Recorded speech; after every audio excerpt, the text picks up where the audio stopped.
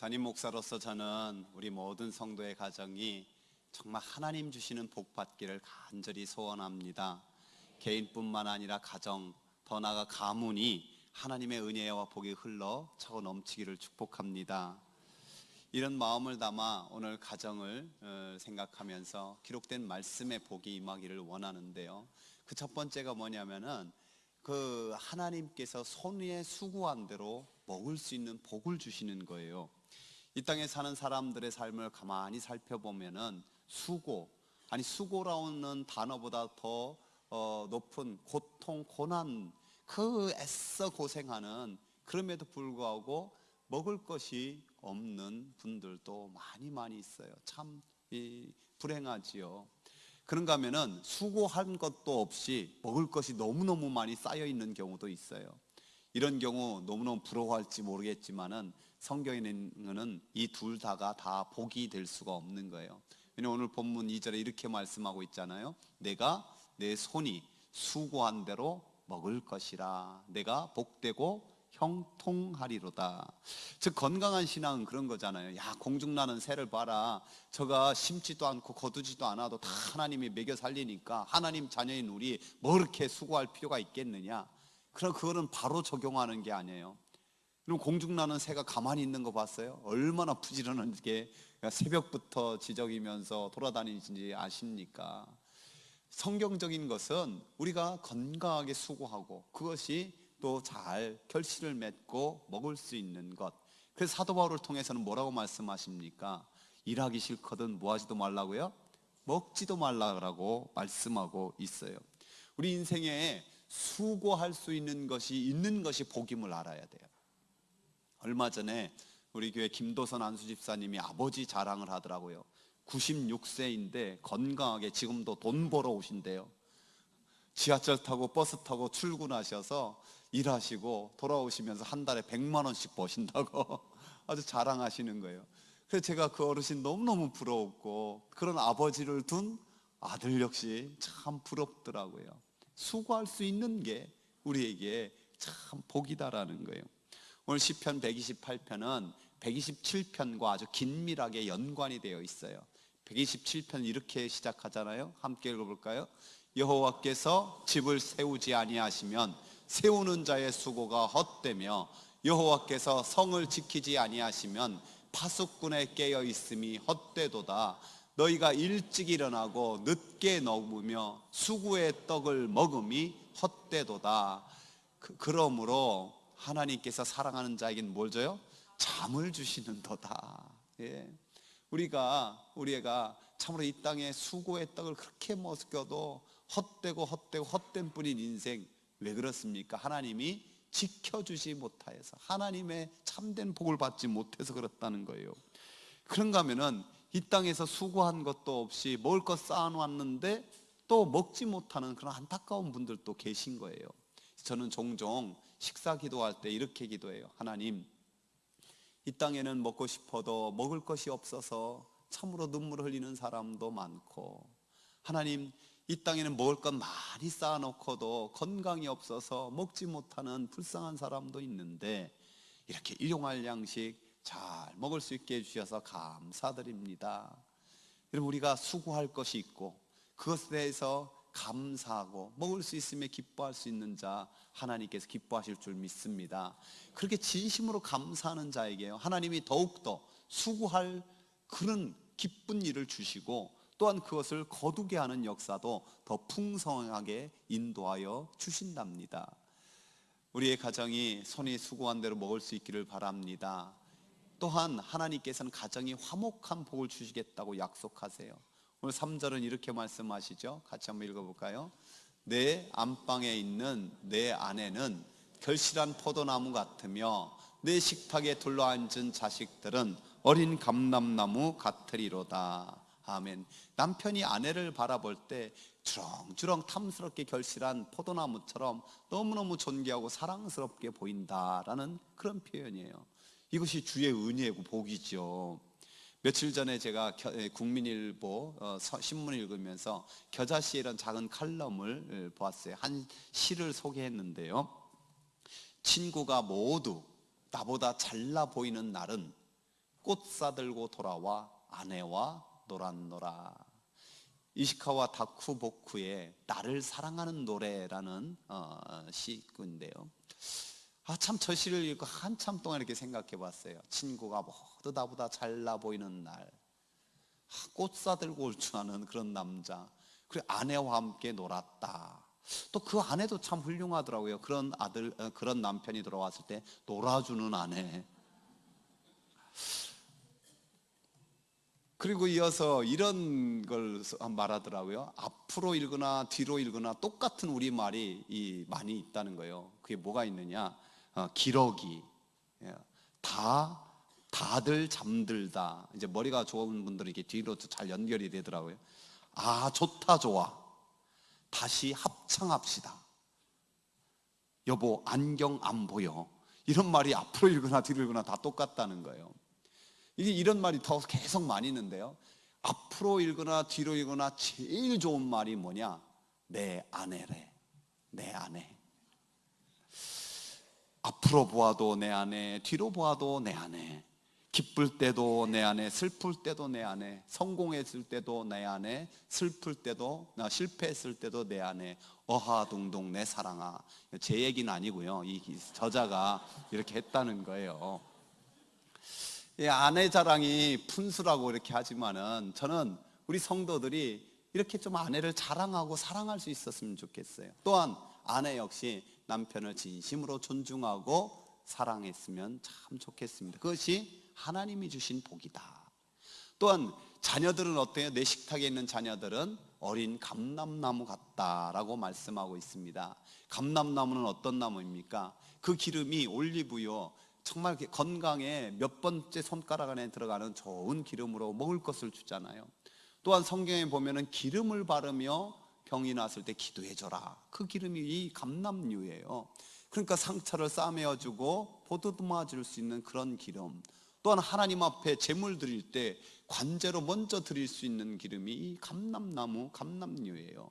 그러니까 하나님 앞에 제물 되어 드리는 것. 그러니까 우리의 자녀들이 어떻게 되기를 원하는 겁니까? 그들이 손이 수고한 대로 잘 먹을 수 있는 사람, 또한 다른 이 혼자만 먹는 것이 아니라 다른 사람의 상처도 싸매어주고 위로해 줄 수 있는 그런 사람, 한 걸음 더 나가서 하나님 앞에 제물되어 위대하게 쓰임받는 그런 사람 되기를 간절히 바라는 비전이 있는 거예요. 왜? 어린 감람나무니까 아직 그런 열매가 풍성하게 맺지 못하지만은 장차 그렇게 풍성하게 열매 맺어 하나님 앞에 영광 돌리고 많은 사람이 따뜻해지고 그런 사람으로 하나님께서 쓰임받을 것을 꿈을 가지고 격려하는 그런 가정. 그래서 하나님이 이렇게 말씀하시죠. 마른 떡 한 조각만 있고도 화목하게 하는 것이 제육이 집에 가득하고도 다투는 것보다 낫다고 말입니다. 저와 여러분이 참으로 가정에 이런 화목한 사랑과 비전을 격려하는 귀한 천국의 지점되기를 축복합니다. 하나님께서 복을 주시면요, 손이 수고한 대로 먹고요, 화목한 그런 복이 있고요, 더 나아가서 믿음의 가문이 되는 복이 있답니다. 우리 5절 6절 한번 더 읽어봅시다. 여호와께서 시온에서 내게 복을 주실지어다. 너는 평생의 예루살렘의 번영을 보며 내 자식의 자식을 볼지어다. 이스라엘의 평강이 있을지어다. 아멘. 이것이 민족을 향한 복이도 되지만요, 여러분, 시온에서 복을 준다, 시온의 복이다, 이게 무슨 뜻입니까? 영적인 복이에요. 우리 마음에 시온의 대로가 열렸다, 하나님에게 나가는 길이 활짝 열렸다, 그런 거죠. 또한 예루살렘의 번영이다. 단순히 예루살렘의 부귀영화가 되는 것도 있겠지만은 영적으로 하나님의 귀한 은혜와 복이 가득한다. 그래서 자식의 자식을 보아라. 손주도 보고 증손주도 보고 장수하는 것도 있겠지만은 그 자녀손들이 연이어서 참으로 시온의 복, 예루살렘의 복, 영적인 그 복이 그 심령에 가득 채워져서 자자손손 하나님을 잘 믿는 믿음의 가문 되기를 간절히 바라고 있는 거예요. 여러분, 성경에도 보면은 이 신앙의 계승이 실패한 가정들이 있잖아요. 훌륭한데 엘리 제사장, 그는 사무엘의 스승이었어요. 사무엘에게 하나님 말씀을 어떻게 듣는지를 가르쳐 주시는 분이었어요. 그런데 안타깝게도 사무엘에게는 하나님의 말씀 듣는 법을 가르쳐 줬지만은 자기 자녀들에게는 하나님 말씀 듣는 법을 가르쳐 주지 못했어요. 그래서 그들이 참으로 방탕한 자가 되어버리고 말았잖아요. 사무엘도 마찬가지예요. 여러분, 사무엘 같은 선지자 중에 선지자가 어디 있었습니까? 그의 말이 하나도 땅에 떨어지지 않았다라고 성경은 기록하고 있어요. 그럼에도 불구하고 안타깝게 사무엘도 그의 자녀들에게 하나님 말씀을 제대로 들려주지 못했어요. 그 결과 어떤 일이 일어났습니까? 우리에게 왕을 세워달라고, 당신의 자녀들은 당신 같지 않다고, 그래서 왕을 요구하잖아요. 다윗도 마찬가지죠. 하나님 마음에 맞는 그런 훌륭한 다윗, 그러나 그의 자녀들에게는 근친상간의 간음의 역사가 있고, 또 뭐가 있습니까? 살인이 일어나고, 참 부끄러운 자녀들의 삶이 있었어요. 지금 지난주에 말씀드렸듯이 유럽의 교회들이 어르신들만 몇몇 남아서 예배드리는, 주님께서 다시 오실 때 내가 믿음을 보겠느냐, 참 안타까운 현실이 있어요. 근데 오늘 우리나라도 그것이 먼 나라의 이야기가 아니라는 사실을 인식해야 돼요. 지금 대학교의 청년들이 3% 정도가 실질적으로 믿음 생활한다는 거예요. 청소년들이 5% 내지 6%가 믿음 생활한다는 거예요. 선교학적으로 5% 미만이면은 미전도 종족이에요. 그러니까 우리나라의 청년들은 이미 미전도 종족에 속하는 거고, 청소년들은 미전도 종족에 가까이 와 있는 거예요. 이것을 염려하며 기도하는 사람들, 특별히 우리 가정부터 이 신앙의 계승이 잘 일어나기를 힘쓰시기를 바랍니다. 우리가 정말 우리 자녀손들에게 신앙 계승을 못하면 암울한 시대가 와서 주님 오실 때 믿음을 볼 수 있는 것이 없는 거예요. 신약성경에는 신앙 계승을 위해서 노력하는 것, 또 그런 모습들 찾아볼 수 있어요. 어린아이를 품에 안고 애들은 가라 하는 그런 문화 속에서 예수님께 내 자녀를 축복해달라고, 기도해달라고 찾아오는 어머니, 얼마나 귀합니까? 여러분, 보리떡 5개와 물고기 2마리를 주님 앞에 올려드린 그 아이의 손길, 누구 때문에 있겠어요? 그의 부모님이 그렇게 신앙교육을 시켰기 때문에 있는 거죠. 또한 성경은 사도 바울을 통해 디모데의 가정을 이렇게 소개하고 있어요. 함께 읽어볼까요?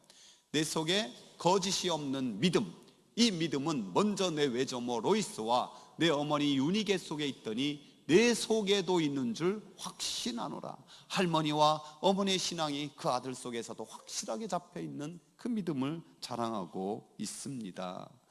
저와 여러분의 가정에 믿음의 계승이 잘 일어나기를 축복합니다. 여러분, 시편 128편에 이런 모든 복이 임하는 통로가 뭐예요? 우리 1절 4절에 보면 분명히 나와 있어요. 여호와를 경외하는 자에게, 그의 도의 길을 걷는 자에게, 여호와를 경외하는 자에게 이런 복을 주시겠다라고 반복해서 말씀하고 있답니다. 여러분, 다윗을 보면 알 수 있어요. 다윗이 비록 그 가정의 자녀들이 좀 그런 허물이 많다 하더라도 그래도 정말 하나님 마음에 합한, 정말 하나님을 경외하기를 힘쓴 그런 사람이었잖아요. 그래서 하나님께서 그 후에 그의 자녀 손들에게 뭐라고 말씀하시는지 아세요? 이렇게 말씀하세요. 여호와께서 다윗의 집을 멸하기를 즐겨하지 아니하셨음은 이전에 다윗과 더불어 언약을 세우시고 또 다윗과 그의 자손에게 항상 등불을 주겠다고 말씀하심이었더라. 여러분, 다윗이 정말 하나님을 경외하니까 그의 자손들이 조금 허물 많고 그렇더라도 그들을 멸하지 아니하시고 항상 등불을 그 가문에 빛나게 해주시겠다, 주님이 약속해 주시는 거예요. 얼마나 귀합니까? 하나님께 사랑하는 성도 여러분, 여호와 하나님을 경외하십니까? 다시 한번 물어볼게요. 여호와 하나님을 경외하십니까? 진심으로 경외하십니까? 그럼 우리가 좀 돌아볼 수 있어야 돼요. 내가 정말 여호와 하나님을 진심으로 경외한다면은 이 시편 128편의 복이 내 가정과 가문에 임하고 있는가? 그 결과가 임해야 되잖아요. 임하지 않는다면은 심각하게 고민해 봐야 돼요. 내가 정말 하나님을 경외하는 이 신앙이 하나님이 기뻐할 만큼 그런 신앙으로 하나님을 섬기는가? 아니면은 어디서 떨어졌는지 돌아보고 회개하고 정말 하나님을 경외하여는 그런 사람으로 주님 앞에 세워줄 수 있어야 되지요. 우리 하나님 경외한다는 것. 어떤 책을 읽다 보니까 목사님께서 어떤 목사님이 좀 가벼운 표현이지만 좀 뼈대 있는 표현으로 이렇게 표현했더라고요. 경외한다는 것은 정말 사랑하는 거지만은 까불지 않는 것이다. 하나님을 망령되이 여기지 않는다는 거다. 하나님의 살아계심을, 시퍼렇게 살아계심을 두렵고 떨림으로 섬기는 것이다. 하나님을 경외하심 잘 보여준 분이 믿음의 주에 온전케 하신 우리 주 예수 그리스도시죠. 예수님께서 십자가를 앞에 두고 간절히 기도하였잖아요. 눈물을 흘리며 땀 흘리며 그 땀방울이 핏방울이 되도록 기도한 것, 그 모습을 히브리서에서는 이렇게 소개하고 있습니다. 그는 육체에 계실 때에 자기를 죽음에서 능히 구원하실 이에게 심한 통곡과 눈물로 간구와 소원을 올렸고 그의 경건하심으로 말미암아 들으심을 얻었느니라. 이 경건으로 해석된 저 부분이 개역성경에는 경외, 하나님을 경외하심을 했는데 세번역 성경에서는 이렇게 번역하고 있어요. 우리 함께 읽어볼까요? 예수께서 육신으로 세상에 계실 때에 자기를 죽음에서 구원하실 수 있는 분께 큰 부르짖음과 많은 눈물로써 기도와 탄원을 올리셨습니다. 하나님께서는 예수의 경외심을 보시어서 그의 간구를 들어주셨습니다. 참으로 내 뜻 버리고 내 원 버리고 하나님의 뜻, 하나님의 원대로 해옵시고 그것을 진심으로 소망하며 기도하는 이 경외하심, 이로 말미암아 하나님의 그의 기도를 들으셨다라는 거예요. 그렇다면은 이제 우리의 할 일이 무엇입니까? 참으로 하나님을 경외하는, 참되게 경외하는 성도가 되는 거죠. 나뿐만 아니라 우리 온 가족들이 함께 하나님을 잘 경외하는. 그래서 우리 자녀손들에게 맛있는 거 사주고 좋은 옷 입혀주고 또 그들이 꿈을 잘 가질 수 있도록 공부를 잘 할 수 있도록 도와주고 사랑을 듬뿍 해주고 너무너무 중요한 일이에요. 잘 하세요. 그러나 그들에게 하나님 경외하심을 가르치지 않는다면 중요한 일은 했을지 모르지만은 최고로 중요한 일은 못한 것임을 꼭 기억해야 돼요. 제가 최근에 읽고 있는 책이요, 내 자녀가 하나님을 진짜 만나는 순간이라는 책이에요. 부제로 뭐라고 붙여 있냐면 믿음의 계승을 위한 간절한 소원. 이 책을 짓게 된 동기가 이 저자가 이 테레스 체프먼이라는 교회 장로님인데요, 그의 아내가 어느 날 이렇게 질문을 했어요. 우리 아이들이 대학에서 자신의 믿음을 지킬 준비가 정말로 되어 있다고 생각하나요? 이 아내의 질문에 이 저자의 대답이 이렇습니다. 아내가 그런 말을 불쑥 내뱉는 것을 듣고도 나는 별로 놀라지 않았다. 우리는 아이들에게 정직과 헌신, 개인적인 책임을 잘 가르쳐 왔다고 생각했다. 시간과 돈을 어떻게 관리해야 하는지도 그 모든 것에 대해 나는 자부심을 느꼈다. 여기까지만 해도 꽤 훌륭하잖아요, 그렇죠? 하지만 아내가 옳았다. 나는 그 자리에서 그녀의 질문에 견고한 확신을 가지고 그렇다라고 대답할 수 없었다. 그 후로 여러 날 동안에 아내의 질문은 나를 움직였다. 나는 내 업무와 주간 일정표에만 몰두하는 대신 지금부터 100년 후 우리 가문의 후손들은 어떤 모습일까를 생각하게 되었다. 저자가 이 생각을 하고 파악한 미국 교회 현실이 충격적이에요. 그리스도인이라고 하면서 가정 속에서 신앙을 권면하거나 믿음의 성장을 영향력을 미치려는 분명한 목적을 가지고 서로 관여하는 가정이 10%도 되지 않는다는 사실. 특별히 어떤 계획을 세워놓고 시간을 따로 떼어서 영적인 대화를 하고 함께 기도하는 가정은 1%도 되지 않았다. 그러면서도 영적 제사장으로서 역할을 하기를 원하고 자녀손들이 믿음으로 더 복되고 잘되는 가정 되기를 모두가 바란다. 이 얼마나 모순된, 앞뒤가 안 맞는 내용인가. 저자는 세계에서 가장 인지도가 높은 코카콜라, 또 시티은행, 존슨앤존슨의 아주 고위 간부직을 지내고 애틀란타에서 가장 큰 교회 장로로 섬기면서 주일날이면은 성경 공부반을 자신 있게 확신을 가지고 인도하시는 그런 귀한 사람이었어요. 그럼에도 불구하고 내가 가정에서 영적 제사장으로서 영적인 리더로서 역할을 하는가? 거기에는 그렇지 못하다. 거기서 이 책이 출발하고 있답니다. 그럼 우리에게 간절하게 간곡하게 부탁해요. 자녀들과 영적인 대화를 자연스럽게 할 수 있는 시간을 확보해라. 당신의 삶 스케줄 가운데서 100%까지도 부족하고 120%도 부족할 수 있지만은 분명하게 최고로 중요한 일을 놓치지 말라고.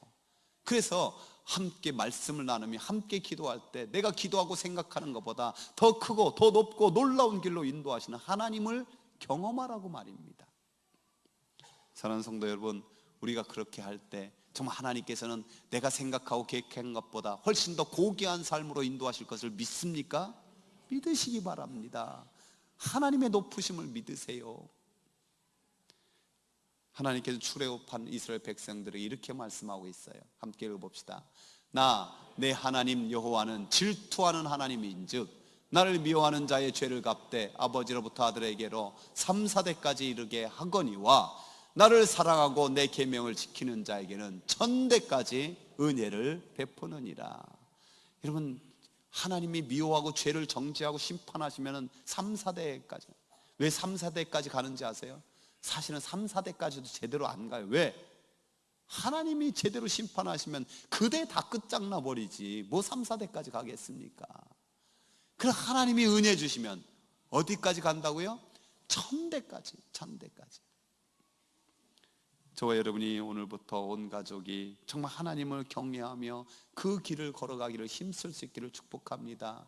그래서 하나님 주시는 은혜와 복이 1000대까지 이르러 이 128편의 모든 말씀의 주인공이 여러분과 여러분의 가정 가문 되기를 주의 이름으로 축원합니다.